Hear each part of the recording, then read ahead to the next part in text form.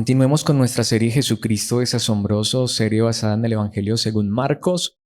Y hoy vamos a concluir el capítulo 9 y en esencia digamos que vamos a concluir la primera sección principal de este libro. Aquí ya en esta parte va a concluir el ministerio en el norte, en Galilea, y ya el resto de capítulos a partir del capítulo 10 hasta el capítulo 16 va a ser entonces el ministerio en el sur, en Jerusalén, en Judea. Así que digamos que aquí ya es un cierre en ese ciclo de la vida de Jesús. Según el Evangelio de Marcos, ya Cristo no vuelve al norte, sino que ya está solo en el sur para ir a morir en la cruz. Digamos que de hecho es la parte más fuerte de este Evangelio porque ya es la confrontación directa con los líderes religiosos judíos y finalmente la muerte de Cristo en la cruz, su sepultura y resurrección. Entonces, leamos la palabra, vamos a ir hoy al capítulo 9, versículos 42 al 50, nueva traducción viviente, y después de leer, veamos lo que Dios nos quiere enseñar. Dice la palabra de Dios: si tú haces que uno de estos pequeños que confía en mí caiga en pecado, sería mejor que te arrojaran al mar con una gran piedra de molino atada al cuello. Si tu mano te hace pecar, córtatela. Es preferible entrar en la vida eterna con una sola mano que en el fuego inextinguible del infierno con las dos manos. Si tu pie te hace pecar, córtatelo. Es preferible entrar en la vida eterna con un solo pie que ser arrojado al infierno con los dos pies. Si tu ojo te hace pecar, sácatelo. Es preferible entrar en el reino de Dios con un solo ojo que tener los dos ojos y ser arrojado al infierno, donde los gusanos nunca mueren y el fuego nunca se apaga, pues cada uno será probado con fuego. La sal es buena para condimentar, pero si pierde su sabor, ¿cómo la harán salada de nuevo? Entre ustedes deben tener las cualidades de la sal y vivir en paz unos con otros. Esta es la palabra de Dios, este es el pasaje que vamos a estar estudiando y si seguiste la lectura o de pronto aún si la seguiste en otra traducción, no me equivoqué. Me salté unos versículos allí, no sé si lo notaron. Versículo 44, versículo 46. No me lo salté realmente. Es que en el idioma original no están. Pero pues si tienes una traducción como Reina Valera 1960 u otras traducciones, si ponen esos versículos, ahora eso no es relevante, no es importante, igual en el desarrollo de la enseñanza hablaremos un poco de esto. De hecho es muy bueno que esto ocurra porque sucede más de lo que nos imaginamos y aparte de eso porque particularmente Marcos tiene una gran sección que realmente no existe en el idioma original. ¿Significa eso que no debemos confiar en la palabra? Por supuesto que no, al contrario. Esto me lleva personalmente a mí a confiar todavía más porque pues son cosas que podemos saber, que realmente no están ocultas. Así que el hecho de que en el idioma original no haya un par de versículos en este pasaje no disminuye la veracidad e importancia del texto, sino al contrario, vamos a ver la razón del porqué y entender que no es crucial, pero pues que son cosas que pasan porque aunque la palabra de Dios es inspirada por Dios, pero fue escrita por hombres. Y obviamente los hombres somos falibles. No me refiero a que yo crea que la palabra de Dios es falible.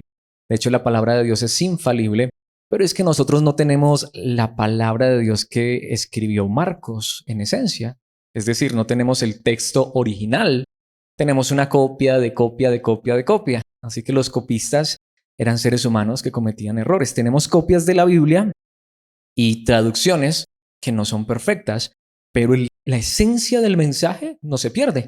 Con esos dos versículos que sacamos, lo vamos a ver en un instante, no se pierde la esencia del mensaje. De hecho, esos dos versículos están omitidos precisamente porque en el idioma original no están y porque el versículo 48 dice exactamente lo mismo. Así que si lees el versículo 44 en una traducción como Reina Valera, que sí está, y si lees también el versículo 46, te darás cuenta que son los mismos versículos o es lo mismo que dice el versículo 48. Así que vemos, no es tampoco un gran conflicto. Quería aclarar esto, lo que digo por si alguien siguió la lectura y pensó que fue que me equivoqué al no poner allí esos versículos, pero no están realmente en el idioma original. Habiendo dicho esto y habiendo leído, no solamente notar esos dos versículos, sino que el pasaje es fuerte, demasiado fuerte, Y una vez más, es tan importante esto porque es la manera en la que Jesús termina su ministerio. Y no solo esto, sino recordarles un poquitico el contexto por si no lo recuerdan. Aquí Jesucristo está solo con los discípulos. Recordemos que ya se alejó de las multitudes y, como decimos nosotros, está solo con los que son. Y les está dando unas enseñanzas muy importantes, fundamentales para la vida cristiana. Y esta, podemos decir, es la última enseñanza que Jesús tiene en privado con sus discípulos en el norte, en Galilea. Y honestamente es una enseñanza muy fuerte, tanto que le he puesto como título a esta enseñanza advertencia. Pero por supuesto, a la vez es una advertencia asombrosa. Porque eso es lo que también hace la palabra. Cuando la palabra de Dios nos advierte algo, perdón lo que voy a decir, pero no es como a veces las advertencias que tú y yo hacemos a un hijo o a un amigo, o un familiar o a alguien que estimamos o a una persona que le advertimos algo y que normalmente en nuestro contexto las advertencias parecen más como sugerencias. Uno dice algo por si lo quieren tomar en cuenta, pero en este caso no es así. No es una advertencia como sugerencia, sino una advertencia fundamental, porque si no ponemos cuidado a esto, si no prestamos atención a esto y no vivimos conforme a esta verdad, mis hermanos, la situación es realmente complicada.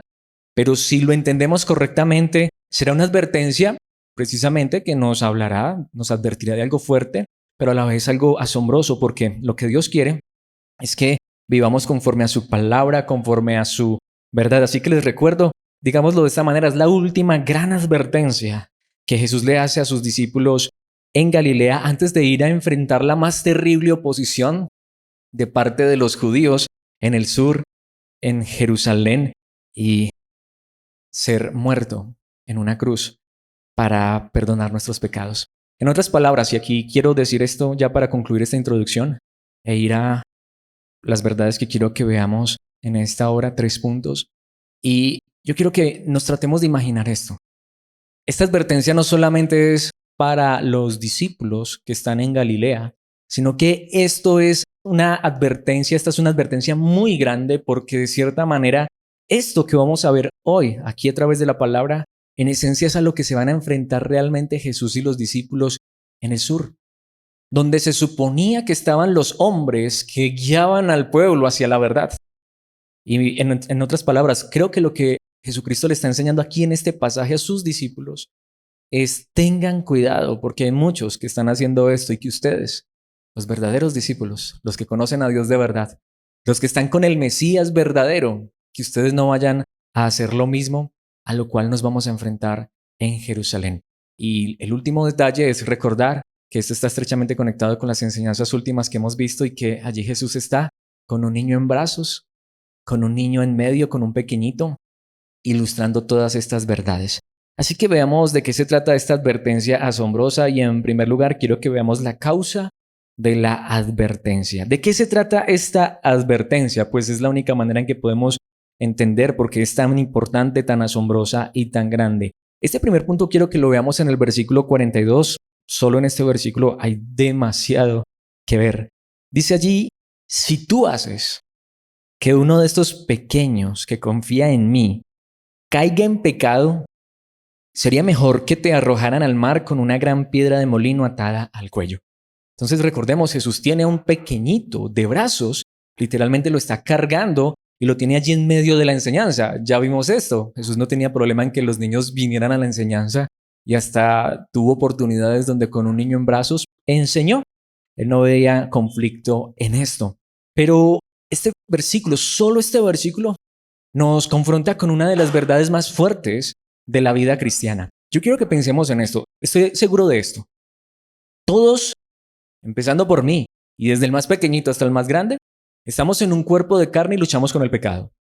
Todos los seres humanos y aún los creyentes, los hijos de Dios, aun cuando hemos sido salvos y tenemos el Espíritu en nuestras vidas, bueno, creo que de hecho es por el Espíritu en nuestras vidas que tú y yo luchamos con el pecado, pero todos los seres humanos somos personas falibles, personas que cometemos errores. Y eso a veces yo diría, uno podría pensar, bueno, eso lo sabe todo el mundo. Pues no, no todo el mundo sabe eso porque hay personas que creyentes verdaderos que han estado en lugares donde les enseñan que el cristiano no peca, que el cristiano no comete errores y que el cristiano no comete fallas.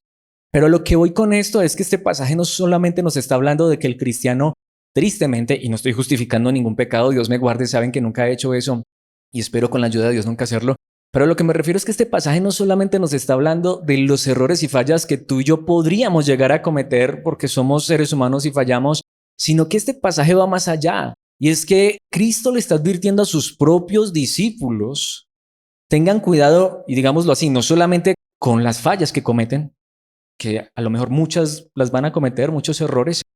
Voy a poner un ejemplo más adelante. Claro, muy adelante en la historia, Pedro va a negar a Jesús. ¿Fue un pecado?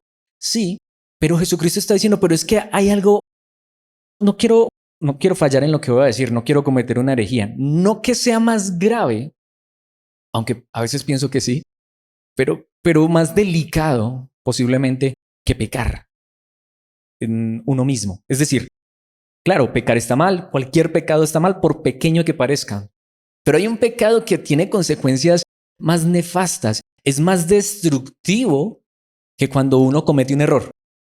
Y es este, hacer que otro peque. Porque bueno, si uno peca, está mal, terriblemente mal, no estoy justificando nada, pero cuando uno peca, pues uno pecó. Uno cometió un error, pero hacer que otro peque. Y como dice aquí el Señor Jesucristo, y tiene un niño en brazos, porque recordemos, la enseñanza de la cual viene Jesús hablando es esto.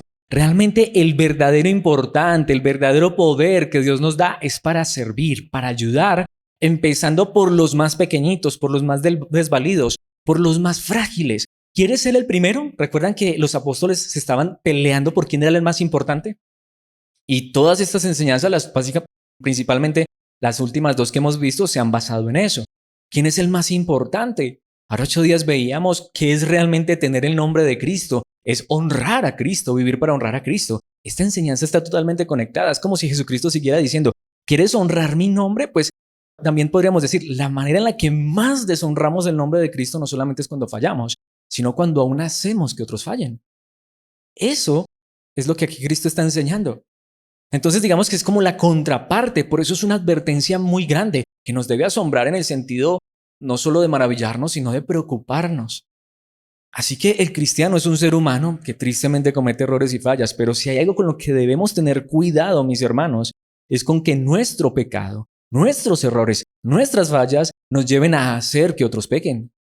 Y mucho más cuando aquí dice la palabra de Dios claramente, si tú haces que uno de estos pequeñitos, se podría traducir más fielmente, que confía en mí. Lo que Cristo está diciendo es, cuando tú eres una persona que tiene conocimiento de la verdad de Dios, que llevas un tiempo en el caminar de Dios, que tienes la sabiduría y la gracia de Dios, hasta Dios te ha dado dones, te ha dado capacidad. Tú quieres servir, es como lo hace en un lugar la palabra, no he traído allí, pero ten cuidado. Aquí, mis hermanos, no es como en tantos lugares que tú llegas a una iglesia y ya están buscando dónde ponerte a servir. Aquí es al contrario, ten cuidado. Porque si quieres servir a los demás, no necesitas que te nombren. No necesitas un cargo, pero ten cuidado cómo vas a usar ese servicio, cómo vas a hacer las cosas. ¿Para que te vean? ¿Para que te exalten? ¿Vas a usar los demás para tus propios intereses egoístas? Pues eso podría redundar en que tú termines siendo una persona que peca, que comete errores, que falla y podrías estar llevando a otros al error, al pecado, a la falla.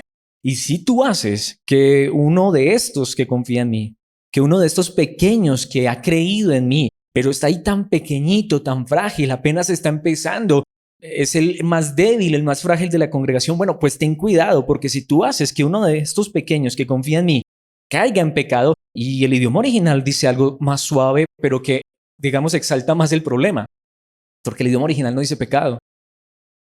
¿Qué significa eso? Que no es tan grave, peor, es más grave todavía. El idioma original dice, si haces tropezar, si te conviertes en una piedra de tropiezo para esa persona, lo que les decía, es peor todavía, no simplemente es que, o no solamente si lo haces pecar, es que no lo hice pecar, no, pero está haciendo un tropiezo para ese pequeñito que confía en mí, pues, ¿saben qué dice? Sería mejor que te arrojaran al mar con una gran piedra de molino atada al cuello. Antes de enfatizar esa parte, quiero decir que no solamente aquí esa palabra para tropezar se refiere a pecado, por eso esta traducción la ha traducido como pecado, pero es que es lo importante del idioma original. también está hablando Cristo, una vez más, de lo que se va a enfrentar en Jerusalén. Es también cuando tomas a una persona de estas que apenas está empezando, o un niño. ¿Cuál es una de las características de un niño? Que él absorbe todo lo que le estás enseñando, que es una esponjita. Y si lo que tú le enseñas es malo, pero aquí le está hablando a los líderes de la iglesia. Y creo que muchos hemos sufrido de eso. Lo que está diciendo es, si tú quieres ser un líder en la iglesia, si tú quieres ser importante, ¿qué va a pasar si tú desvías a uno de estos pequeñitos de la fe verdadera?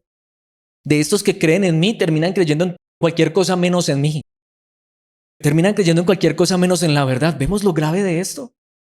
Mis hermanos, está hablando no solamente de los errores y fallas, sino también de la falsa enseñanza. Así que esto es muy delicado. ¿Y saben qué dice? Y aunque aquí, y la traducción es correcta, pero es que es complicada. Aquí dice, sería mejor que te arrojaran al mar con una gran piedra de molino atada al cuello. En la antigüedad había dos clases de piedras de molino. Las dos eran redondas, pero había una que era pequeña, que era del molino de mano que usaban las mujeres. Pero había una que era una rueda de piedra inmensa que jalaban los burros o los bueyes para trillar el grano. Era inmensa y literalmente tenía un agujero que era por donde le echaban el grano.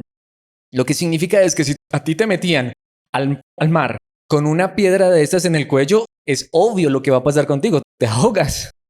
Pero lo curioso es que en el idioma original el verbo que se utiliza allí para ponerte la piedra o para que te pongan la piedra entre comillas y te arrojen es un verbo que se llama un verbo de ponente medio. Alguien diría, ¿y eso por qué es importante? Oh, muy importante.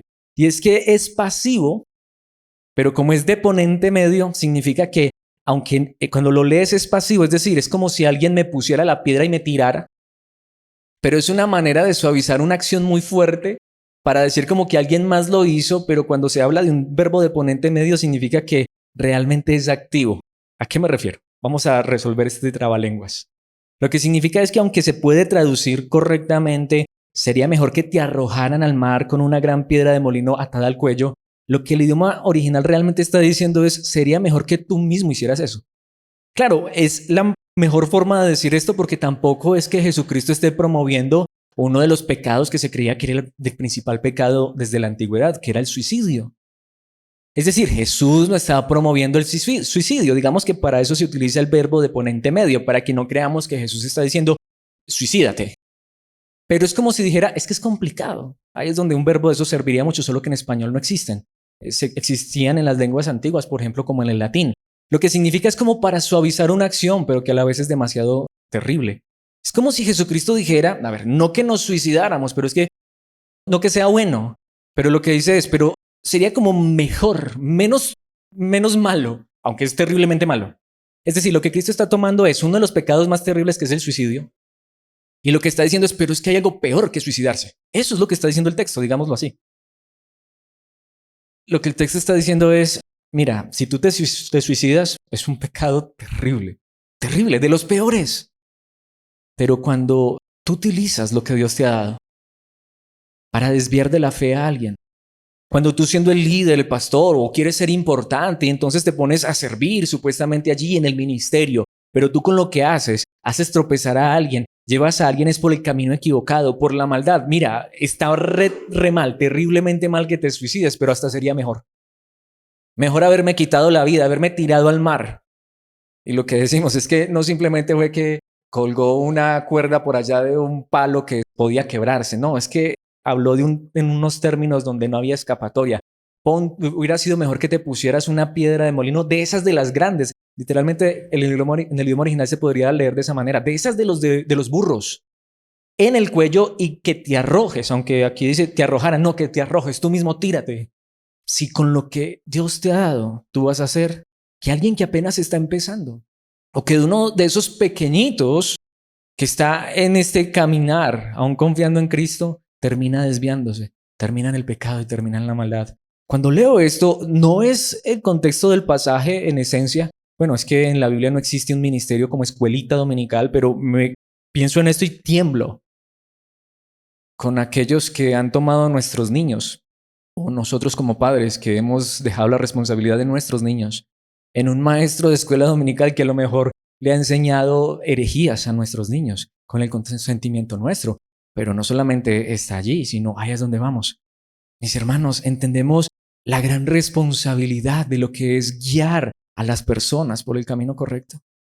Porque ellos van a llegar ahora a Jerusalén y se van a dar cuenta cómo los líderes judíos que supuestamente guiaban al pueblo fueron los mismos que crucificaron al Mesías.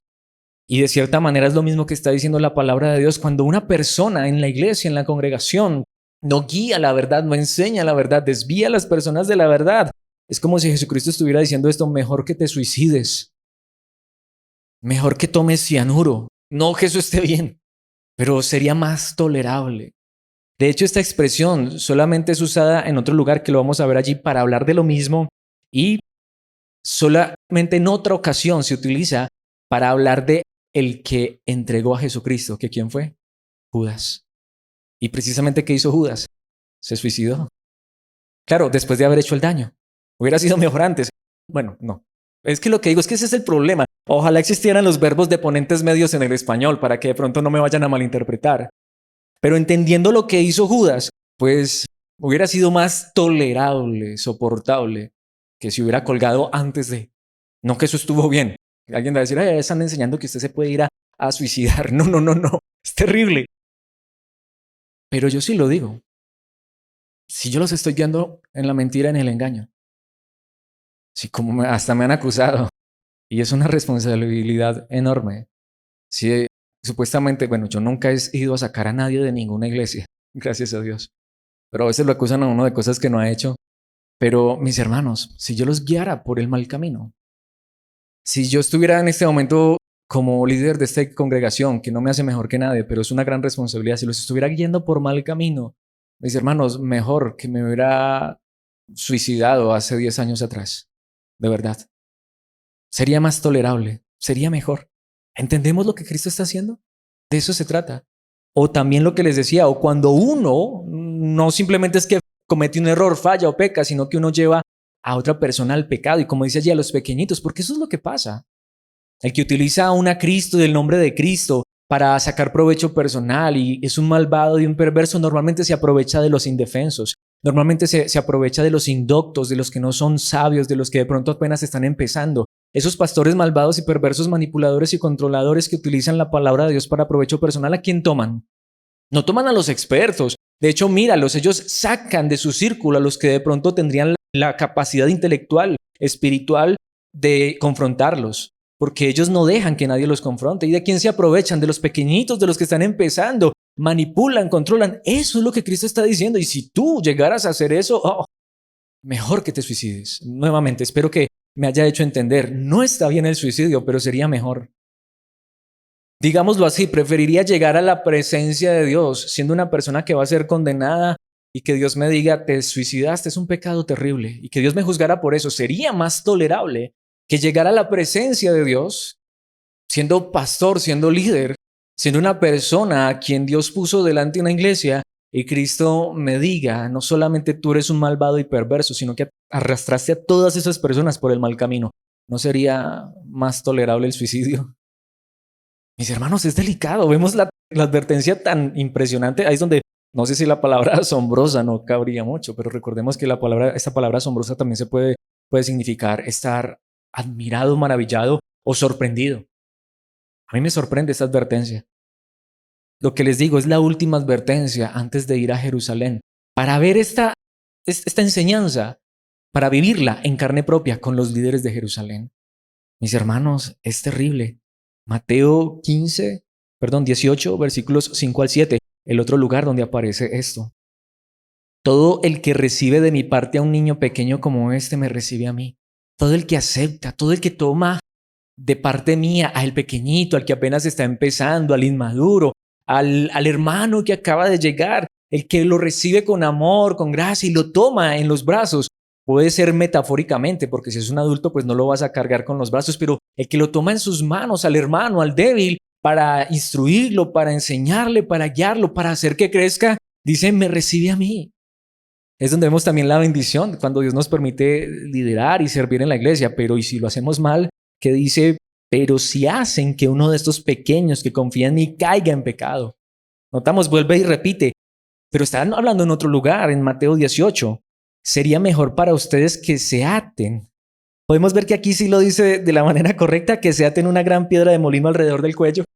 O sea, que lo hagan ustedes mismos. Aquí en Mateo ya no utiliza el verbo de ponente medio. Dice alrededor del cuello y se ahoguen en las profundidades del mar. Versículo 7. ¿Qué aflicción le espera al mundo? Porque tienta a la gente a pecar. Y notemos, está contrastando las dos cosas. La gente del mundo no solamente es la que no conoce a Dios y está afuera. La gente del mundo puede ser un líder que está llevando a las personas por mal camino. Porque solamente hay dos clases de personas en este mundo o en esta tierra. Los que pertenecen a Cristo y los que no. Aunque muchos de los que pertenecen a Cristo, como lo vimos en las enseñanzas pasadas, puede ser que no vengan a nuestro grupo. ¿Sí? Eso es lo que está enseñando. Por eso la importante conexión de todas esas enseñanzas. Pero también puede ser que uno de los que pertenece al mundo puede estar metido entre nuestro grupo.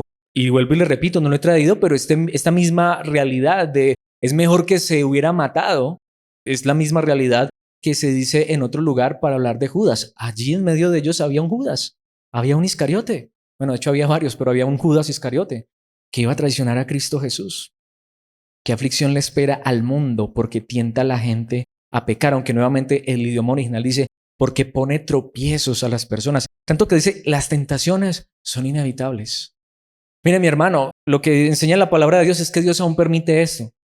Personas que nos quieran guiar por el mal camino en los pecados más terribles, va a existir, van a existir, van a haber por montones. A nuestros niños en la escuela, en el colegio, los amigos, los vecinos y hasta familiares, no tengamos cuidado y veremos cómo esas mismas personas son los que desvían a nuestros hijos del buen camino. Pero tengamos cuidado, a veces también puede ser el líder de la iglesia. ¿Y qué dice la palabra de Dios? Las tentaciones son inevitables o los tropiezos. Es inevitable mientras estemos en este mundo ser confrontados con falsas enseñanzas. Es inevitable. Por eso hay que tener cuidado con lo que escuchamos. Les he dicho tantas veces, yo no estoy en contra, al contrario, los aliento. Escuchen predicaciones, escuchen pastores, pero tengan cuidado, porque hay muchos que lo que quieren es desviar a las personas de la verdad. Y mientras estemos en esta tierra nos vamos a enfrentar tanto a esos que nos quieren llevar, sí, al pecado, de pronto al trago, a la fornicación, al adulterio, y eso está mal, sí, pero también los que nos quieran desviar del camino de la verdad de Cristo Jesús. Pero ¿qué aflicción le espera al que provoca la tentación? Mis hermanos, hay una advertencia más fuerte. Una vez más, no lo he traído allí, pero ¿por qué creen que Santiago en el capítulo 3 dice no muchos de ustedes deberían de ser maestros?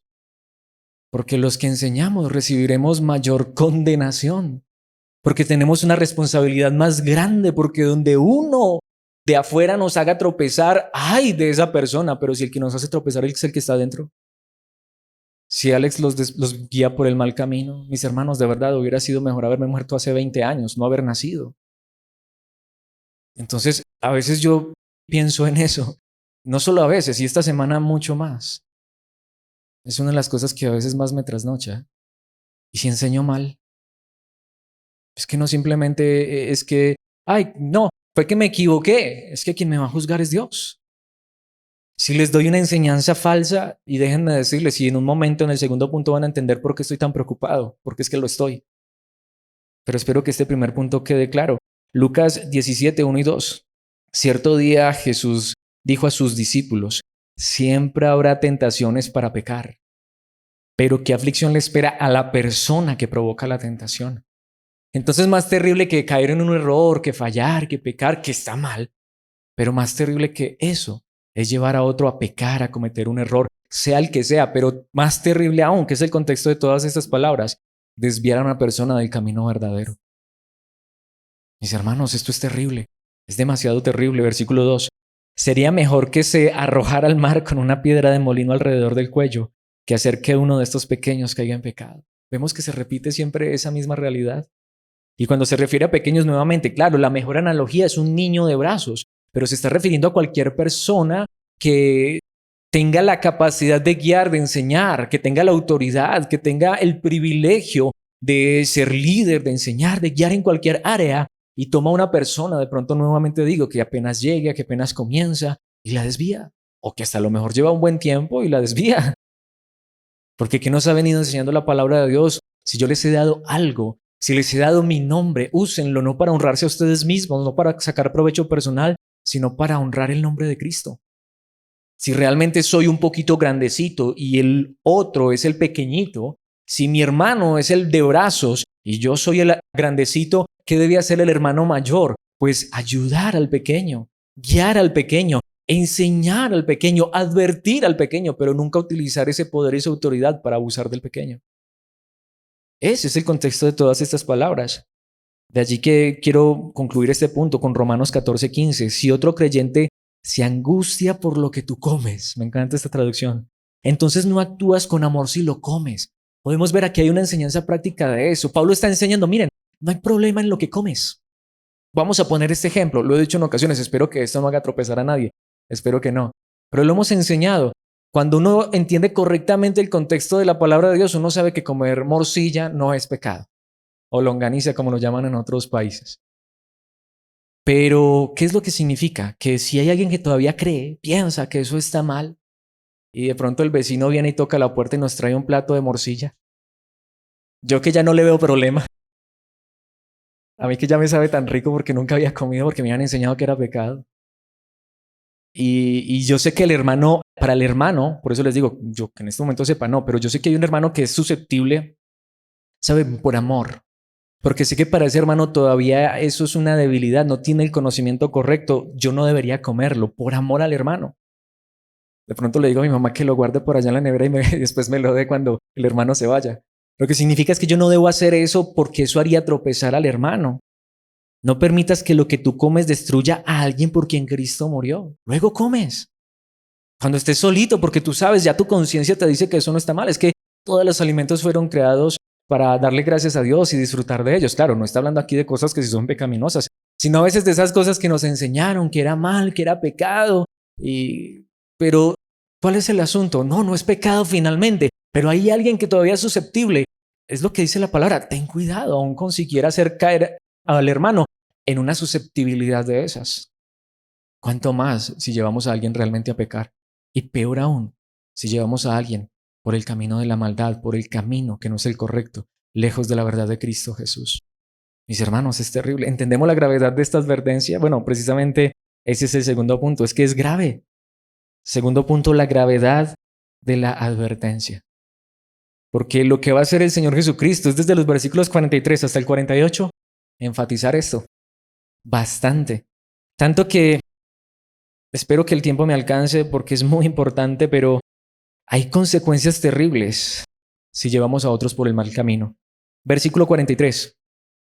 Y entendamos que esto es hiperbólico, es decir, no es que literalmente alguien se vaya a ir a cortar un brazo, ya vamos a ver por qué. Si tu mano te hace pecar, córtatela. Sí, alguna vez hemos escuchado ese versículo, si tu mano te hace pecar, córtatela. De hecho, hay otro lugar donde dice, si tu mano derecha. Y han habido un montón de interpretaciones cuando sacamos el pasaje de su contexto. Pero ¿de qué está hablando Jesucristo? Está poniendo el ejemplo. Miren, esto es tan delicado que ahí es donde vamos. ¿Está hablando aquí de cualquier pecado? No. ¿Estoy justificando pecados? No. Pero está hablando de un pecado particular. Si con esta mano vas a arrastrar a otro hacia la maldad, si con esta mano vas a agarrar al otro para llevártelo por el mal camino, mejor que te la cortaras. Así como en la primera parte, mejor que te tires al mar y te ahogues con una piedra de molino en el cuello. Entonces esto no es literal, obviamente. Lo que está diciendo es, sería mejor que me mocharan este brazo si con este brazo arrastro a alguien por el mal camino. Es preferible entrar en la vida eterna con una sola mano que en el fuego inextinguible del infierno con las dos manos. Y allí es donde ya surge la pregunta. Hemos estudiado y estamos terminando el capítulo 9 de Marcos. ¿Apareció alguna vez la palabra infierno? No. Y curiosamente aquí es el único lugar donde va a aparecer. En 3 ocasiones, pero es el único lugar en Marcos. Pero ¿entendemos cuál es el contexto de esto? Entonces ahí es donde vamos. Cristo no está mal. No, alguien dijo, es que si alguien habló del infierno fue Jesucristo. Bueno, déjenme decirles, no tanto. Realmente la Biblia poco o nada habla del infierno. De hecho, es más, aquí quiero aclarar que la palabra infierno no existe en la Biblia. Y alguien diría, ¿cómo que no si la acabas de leer?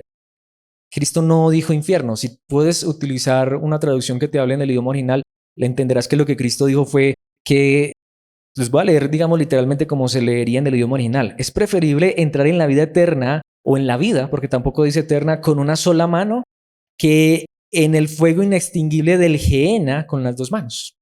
¿Cómo que el Gehenna? Ese es el asunto. La palabra en el idioma original es Gehenna, no infierno. Es que el infierno es un tanto más una invención de la Iglesia Católica para eso de las indulgencias y sacarle plata a la gente. Ahora, no estoy diciendo que no exista un castigo eterno. No estoy diciendo tal cosa. Lo que estoy diciendo es que tengamos cuidado con a veces cosas que nos han enseñado y hemos dado por sentadas. Nuevamente les repito, ¿está mandando aquí Cristo Jesús a todo mundo al infierno? Está haciendo una advertencia más grande, posiblemente la advertencia más grande que jamás podría llegar a ser. Ten cuidado con lo que Dios te da y lo usas para llevar a otro a la maldad. Eso es lo que está diciendo.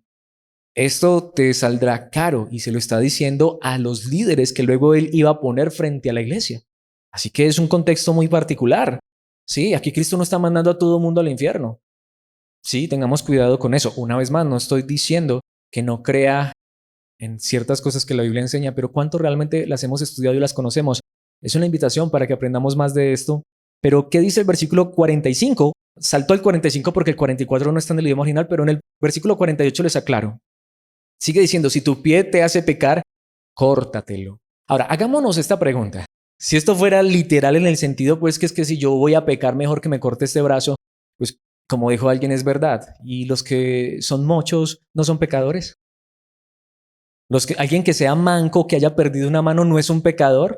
Y si me corto la mano derecha, todavía no me queda la izquierda para pecar. Entonces, obviamente no está hablando aquí de mutilarnos, sino que lo que está diciendo es, ten cuidado. Es como poniendo una exageración, una hipérbole para que entendamos la gravedad de este asunto. Es preferible entrar en la vida eterna con un solo pie que ser arrojado al Gehenna con los dos pies. Y voy a seguir utilizando esa palabra porque es la correcta. Y ya les voy a demostrar por qué. El versículo 46 no está, porque repetiría lo que supuestamente diría el 44 y lo que va a decir el 48. Versículo 47, y si tu ojo te hace pecar, sácatelo. Es preferible entrar en el reino de Dios con un solo ojo que tener los dos ojos y ser arrojado al Gehenna. Fue la palabra que Jesús usó. Ahorita les voy a explicar de qué se trata. Y allí viene el versículo 48, que son exactamente las mismas palabras del 44 y 46, de donde los gusanos nunca mueren y el fuego nunca se apaga. Lo que está diciendo es, nuevamente, Cristo no está mandando al infierno a una persona ni siquiera por cometer un pecado. Que es donde muchas veces a nosotros como cristianos nos decían, donde usted peque, el Señor se lo manda para el infierno, ¿sí o no? Ahora, ¿los estoy mandando a pecar? No, no. Pero este es un contexto muy particular. Aparte de eso, está hablando del Gehenna, tanto que el idioma original dice donde el gusano de ellos. ¿A qué se refiere? Hay muchas interpretaciones, pero parece ser precisamente de aquellas personas que viven para esto, de aquellas personas que llevan a los demás por el mal camino. Pero aquí quiero decir algo para aclarar, porque es lo que vamos a hacer en este punto, porque Jesús utilizó la palabra Gehenna. Y quiero decir que en la Biblia básicamente hay 6 palabras que hablan digamos, de estos términos, que son Seol, que es la única que encuentras en el Antiguo Testamento. ¿Te has leído la Biblia? Es más, así no te la hayas leído, ve y busca, haz una búsqueda rápida. Por ejemplo, en la concordancia, ¿existe la palabra infierno en el Antiguo Testamento? No. En el Antiguo Testamento solo existen 2 palabras, que es muerte o Seol. Y que muerte, pues es cuando uno se muere, y Seol, que es el lugar donde van los muertos, sean justos o injustos, ¿dónde van todos? Según el Antiguo Testamento. Pero cuando llegas al Nuevo Testamento, realmente las palabras que se utilizan son Hades, que sería la transliteración del Seol, el lugar de los muertos, o el Tártaros, que es una palabra de la mitología griega, pero que en segunda de Pedro, particularmente Pedro dice que es donde están los ángeles que pecaron y están siendo guardados para el día del juicio. Ese es el Tártaros, pero si lees Reina Valera te lo traduce como infierno. El problema de las traducciones.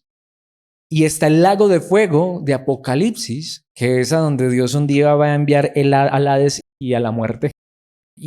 ¿Por qué estoy diciendo esto? Alguien diría, no, y nos vas a explicar todo eso. No alcanzamos hoy, mi hermano, ni en 10 enseñanzas. A lo que me refiero es que tengamos cuidado, que a veces las traducciones nos confunden más, pero la última palabra que es en griego, que es Gehenna, que es lo que algunas traducciones llaman infierno, pero ¿qué es el Gehenna? Quiero darles un paseo un poquitico por ese contexto, o la Gehenna. Levítico 18:21. No permitas que ninguno de tus hijos sea ofrecido como sacrificio a Moloc, pues no debes traer vergüenza al nombre de tu Dios, yo soy el Señor. ¿Qué tiene que ver este versículo?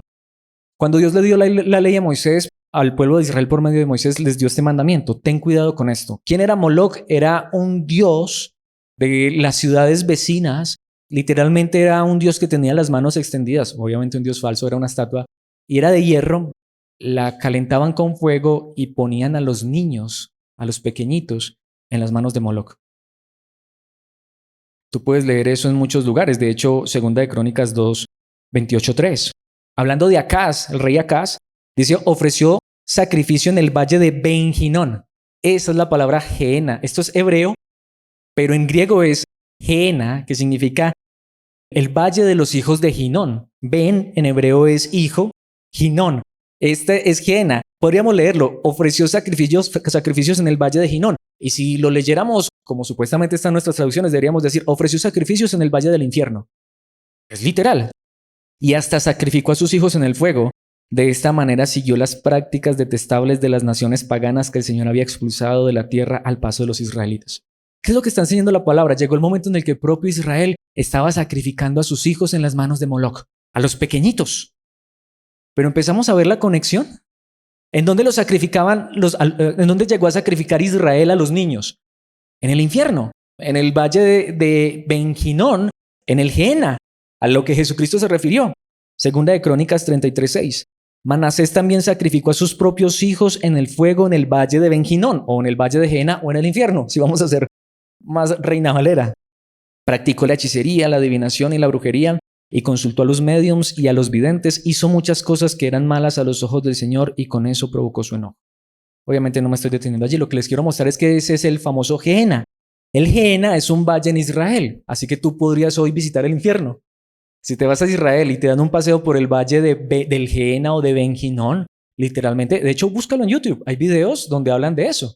Judíos diciendo, miren, este es el famoso infierno del que habla el Nuevo Testamento, es el valle de Geena o de Ben-Hinón. Entonces, ¿qué dice? Pensemos en segundo libro de Reyes, capítulo 23, versículo 10. Estas son las reformas de Josías.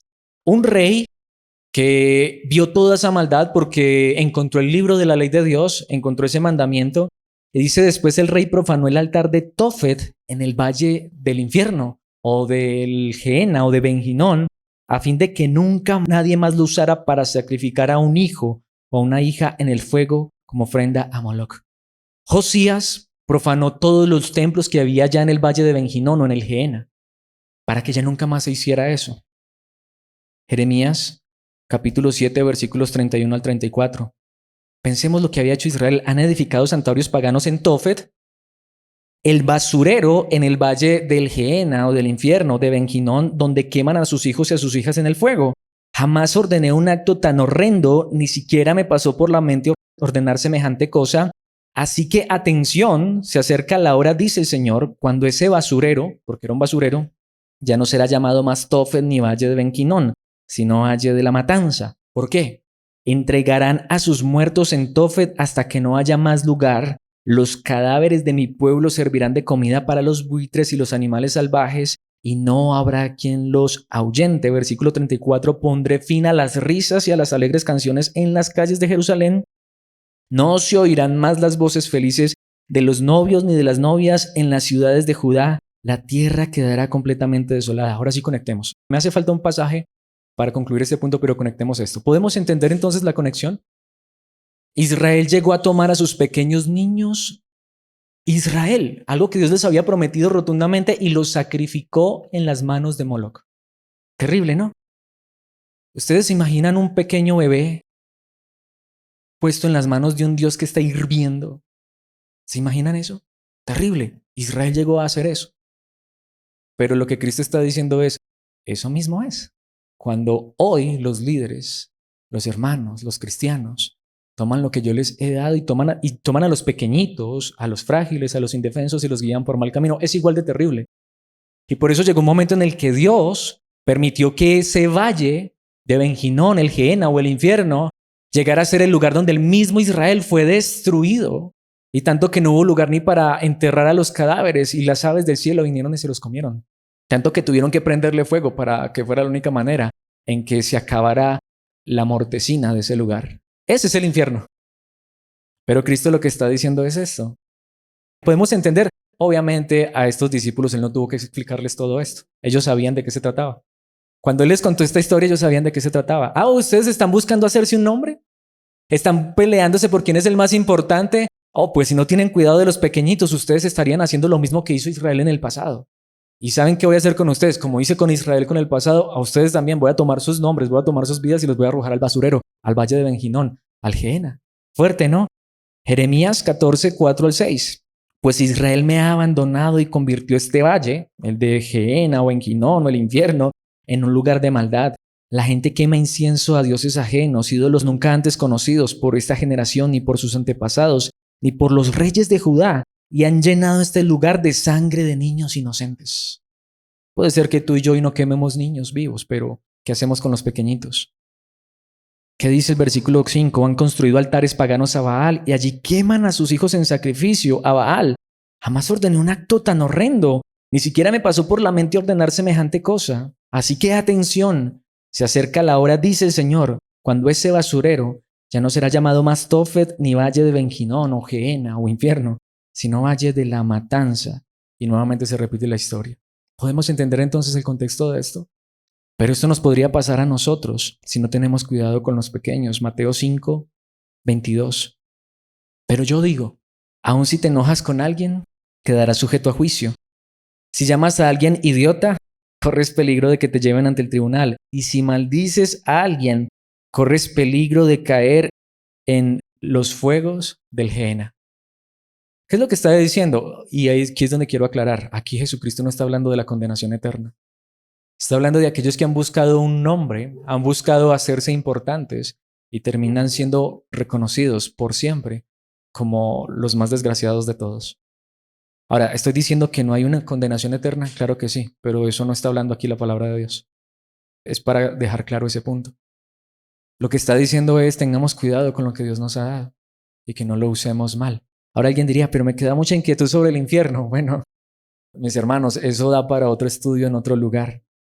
Pero se nos fue el tiempo y me hace falta el último punto. Sin embargo, es en el que menos me demoraré, y es la realidad de la advertencia. Es decir, ¿cómo podemos entonces conectar todo esto? El último punto nos deja claro todo lo que la palabra de Dios nos está diciendo, la realidad de la advertencia. Veremos esto en los versículos 49 y 50. Al final, ¿de qué se trataba todo esto? ¿Cuál es la enseñanza final? Allí está. Pues cada uno será probado con fuego. ¿Saben qué es lo que significa, mis hermanos? Todos vamos a ser tentados de una manera muy fuerte. No simplemente a pecar, es donde vamos. Todos en algún momento vamos a ser tentados a seguir en la verdad o a desviarnos de la verdad. Todos. De hecho, yo estaría seguro que casi que todos hemos sido expuestos a eso. Todos vamos nuevamente a ser expuestos ante verdaderas y falsas enseñanzas. ¿Por qué? Porque Dios va a probar a ver si realmente creemos la verdad. Mis hermanos, de una u otra manera, tarde o temprano, vamos a tener que vivir una dificultad para ver si vamos a ir a la Iglesia de la Prosperidad, Sanidad y Milagros, que es la versión más cristianizada de San Gregorio. Sí, yo sé que es fuerte, pero lo estoy diciendo. Eso es lo que Cristo está enseñando. Cualquiera de nosotros va a ser tentado a ver si realmente estoy en Cristo es por la verdad, por la enseñanza, por la palabra fiel que me lleva a la eternidad, o si estoy buscando a Cristo solo por las cosas de esta vida. Eso es lo que está diciendo. Todos vamos a ser probados con el fuego. Todos vamos a ser probados de usar lo que Dios nos haya dado para exaltarnos y engrandecernos a nosotros mismos. Y se los digo, y más cuando uno es líder, cuando uno es pastor. Porque estar en esta posición es muy fácil usarla para sacar provecho personal, pero déjenme decirles, pero no es exclusivo de Alex. De una u otra manera, todos vamos a ser expuestos para saber realmente qué hay en nuestro corazón, tanto que este versículo a veces se amplía en otras traducciones que hasta dice, y cada sacrificio será salado con sal, es decir, todo lo que somos va a ser probado verdadera y a ver si somos genuinos, a ver si estamos en la verdad de Cristo Jesús.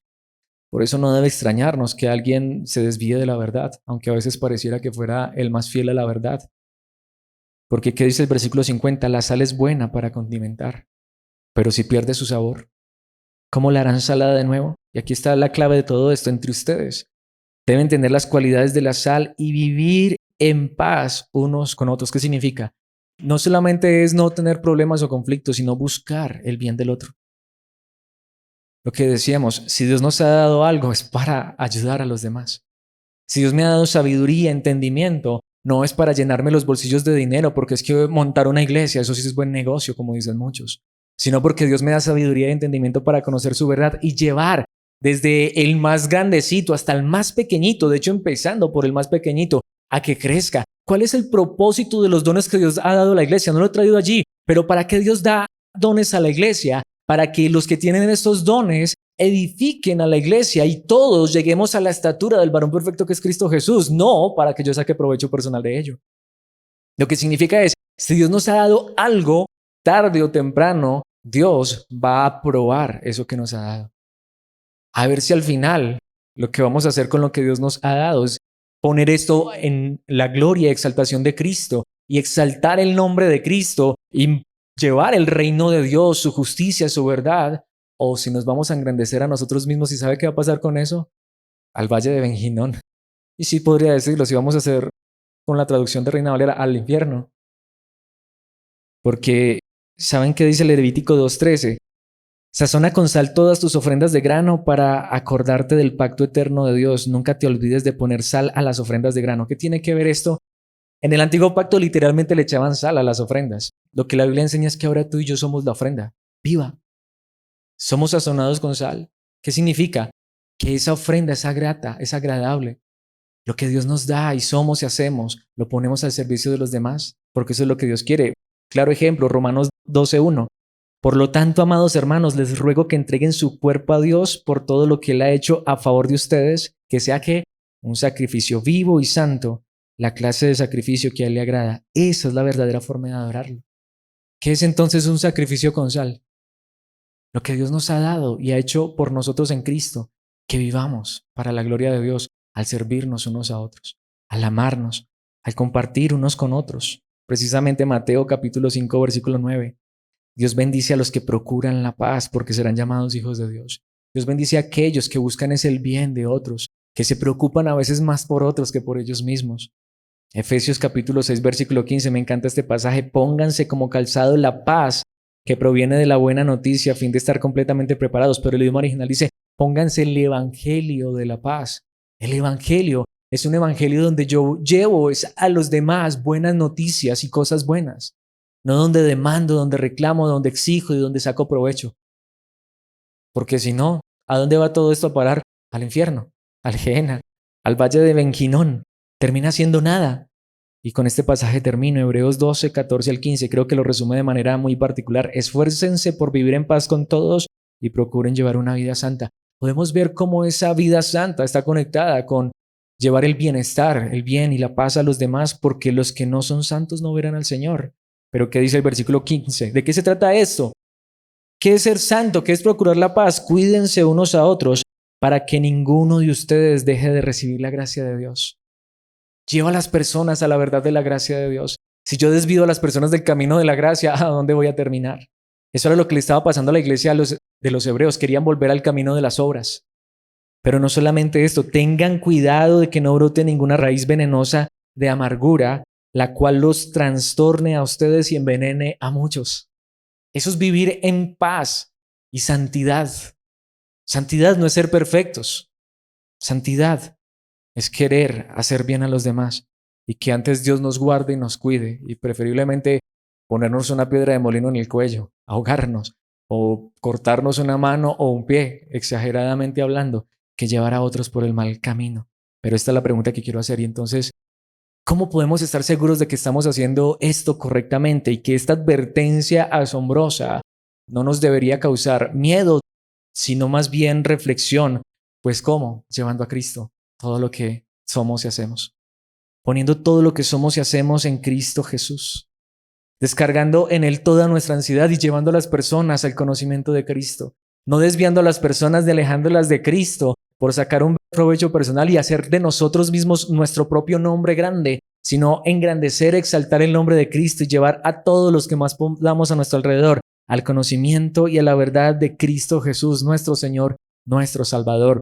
De esta manera concluyo, creo que cierra esta enseñanza de manera perfecta para conectarla con lo que Dios nos va a enseñar en los siguientes capítulos. ¿Qué hicieron los líderes judíos de Israel? ¿Llevaron a la gente a Cristo? Mataron a Cristo. Hasta llevaron a la multitud a gritar ante Pilato, crucifícalo. Pero no haríamos nosotros diferentes si con lo que Dios nos ha dado llevamos esa verdad lejos de Cristo Jesús.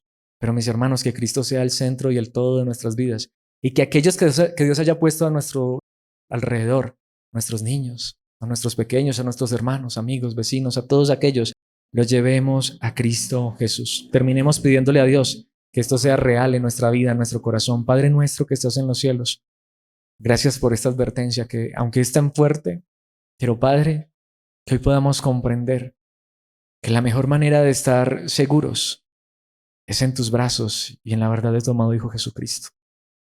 Esta es una advertencia fuerte, pero ayúdanos, Señor, no a crear de nosotros un gran nombre, sino al contrario, como dice un lugar en tu palabra, que no sea a nosotros, sino a tu nombre la gloria. Que como un día dijo Juan el Bautista, que es necesario que menguemos, pero que tu amado Hijo crezca. Por favor, Padre, que tu Hijo crezca en nuestras vidas, en nuestros corazones, en nuestros pensamientos y acciones. Y que esta sea la verdad que llevemos a otros, a los pequeños, a los indefensos, a los desvalidos. Que no nos aprovechemos, sino al contrario, que lo que nos has dado podamos ponerlo a disposición de otros, pero para que tu nombre, el nombre de tu amado Hijo Jesucristo, sea glorificado. Es lo que tristemente pasa en el mundo, que toman hasta a veces las cosas que tú les das, poder, fuerza, grandeza, y se empiezan a hacer un nombre para ellos mismos. No permitas que nosotros lo hagamos, sino al contrario, que en todo lo que somos y hacemos, que tú nos permites en tu gracia, glorifiquemos tu nombre, porque si no entendemos que todo aquello será quemado, que todo aquello perderá el sabor, perderá el sazón, y al final no glorificaremos tu nombre y nuestro propio nombre será destruido, será quemado en el fuego y solamente será recordado como nada, o de hecho como maldad, como pecado. Quizá como le pasó a Judas. Hoy es recordado y ha sido recordado por tantos siglos como el hombre que traicionó a tu hijo, como el hombre que prefirió el dinero. Pero Señor, que nosotros entendamos que nos podría pasar. Usemos todo lo que nos has dado para engrandecernos a nosotros mismos, pero por favor guárdanos. Ayúdanos, Señor, que cuando venga ese momento en el que vamos a ser probados con el fuego, que realmente nosotros tengamos las cualidades de la sal y podamos preservar y podamos cuidar en tu gracia, obviamente, y con tu fuerza, pero que usemos lo que tú nos das para que otros puedan ser bendecidos y para que el nombre de tu Hijo sea exaltado. Es lo que te pedimos en el nombre de tu amado Hijo Jesucristo. Amén y amén.